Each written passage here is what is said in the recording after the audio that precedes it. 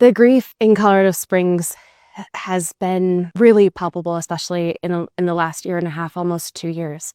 So on almost at midnight on November 19th into 20th, which would have been Trans Day of Remembrance, someone came into one of our only local queer bars and shot so many people. Over 20 people were shot, over 50 people were affected, and 5 people died.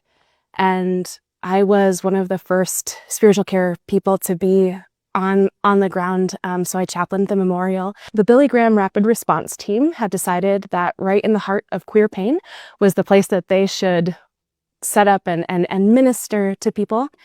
And I heard them praying in the name of Jesus, like at the site. And I'm like, oh my gosh, do you know where you are?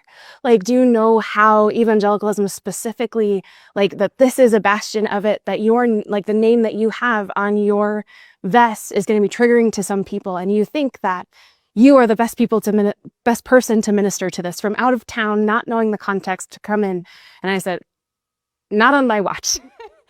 So the progressive clergy here in Colorado Springs, we're a pretty close-knit bunch, and there's the folks that I would trust to give affirming care to the mourners who would be there at the memorial site. And I just called my friends and I said, hey, look, this is what's happening. I don't want to fight with them. They're going to do what they're going to do. But we need to offer another alternative so that people know that they're safe and that they are known by people in their city.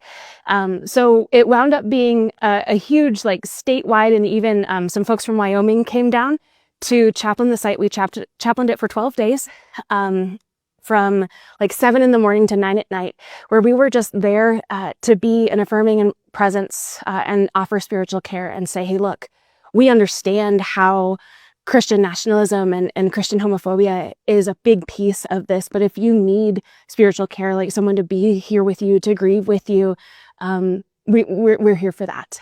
And it was one of the most challenging and rewarding experiences of my life. I have been welcomed into the survivor circles by, so I've made friends with people who survived that shooting, and they have placed trust in me because we kept showing up and we kept being humble about what we had to offer, to say, hey, look, we know that religion, especially in this town, is a really difficult prospect, but we're here for you. What can we do for you? And when we kept showing up, and when they recognized me as a queer person myself, they're like, okay, maybe we can trust this one.